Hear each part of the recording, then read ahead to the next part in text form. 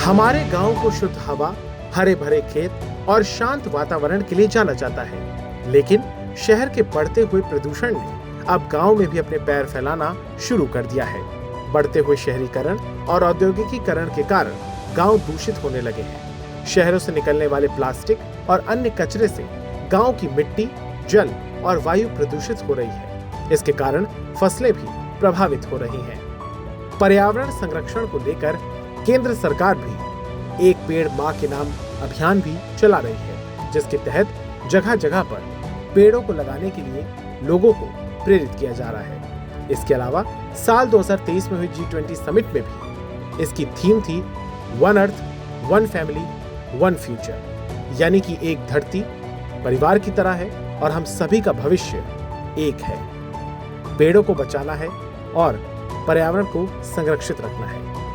इसी पहल से प्रेरणा लेते हुए इस पर्यावरण दिवस एकल ग्रामोत्थान फाउंडेशन ने पर्यावरण को दूषित होने से रोकने के साथ साथ इसके संरक्षण के लिए ग्रामीणों को जागरूक किया।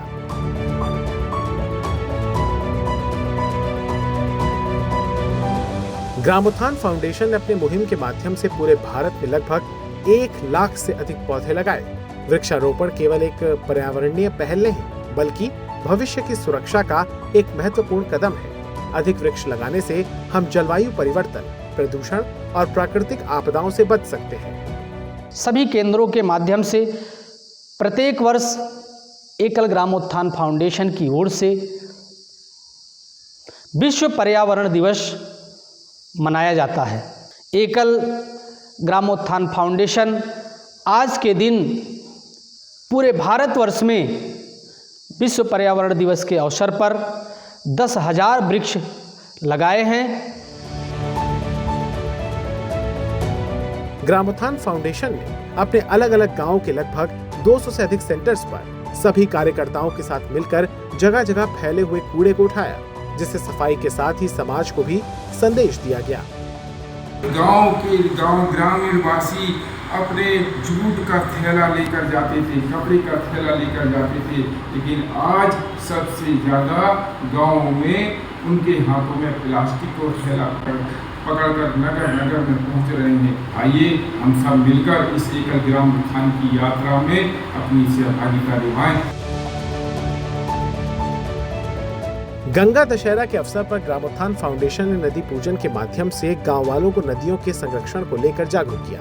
नहरों और तालाबों का पानी धीरे धीरे प्रदूषित हो रहा है। आने वाले भविष्य से बेखबर और अशिक्षित ग्रामीण धड़ल्ले से कूड़ा और उद्योगों के अवशेष नदियों और तालाबों में बहा रहे हैं, जिसके बाद पीने और सिंचाई के लिए किए जा रहे इस पानी के उपयोग से ग्रामीण अलग अलग बीमारियों की चपेट में भी आ रहे हैं। गंगा दशहरा का धार्मिक रूप से बहुत बड़ा महत्व है, क्योंकि आज ही के दिन गंगा माँ धरती पर आई थी स्वर्ग से। हम लोग इसीलिए गंगा का पूजन करते हैं। तो शहर में जल कैसे बचेगा? तो शहर में भी इसके लिए उपाय है कि जो हमारे छत से पानी गिरता है उसको हम लोग एक बड़ा टैंक बना करके उसको वर्षा के पानी को हम लोग सुरक्षित रखेंगे। आज यही संकल्प करें इस नदी किनारे कि हम लोग जितना अधिक से अधिक हो सके जल को बचाएं। इसके साथ ही ग्रामोत्थान ने लोगों को कचरों को अलग अलग रखने के लिए भी जागरूक किया है। खाने के अवशेष, फलों और सब्जियों के छिलके, घास और पत्ते, इन सभी को जैविक कचरे की श्रेणी में रखा गया है। जैविक कचरे को खाद बनाने में इस्तेमाल किया जा सकता है। वहीं पेपर, प्लास्टिक, ग्लास और मेटल रिसाइकिल कचरे हैं, जिन्हें रिसाइकलिंग कर दोबारा उपयोग में लाया जा सकता है।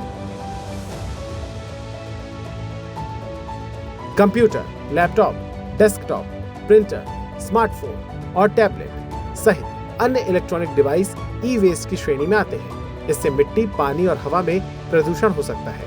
इसे भी हम कहीं इधर उधर नहीं फेंकें। इसका भी सही तरीके से निस्तारण करें। अगर गांव में प्रदूषण की समस्या को समय पर नहीं रोका गया तो भारत की पारंपरिक और प्राकृतिक विरासत खतरे में पड़ सकती है। एकल ग्रामोत्थान फाउंडेशन लगातार इस क्षेत्र में कार्य कर रहा है। साथ ही जैविक खेती का प्रशिक्षण देकर इसके लिए किसानों को जागरूक कर ग्रामोत्थान फाउंडेशन पर्यावरण संरक्षण में अपनी महत्वपूर्ण भूमिका निभा रहा है।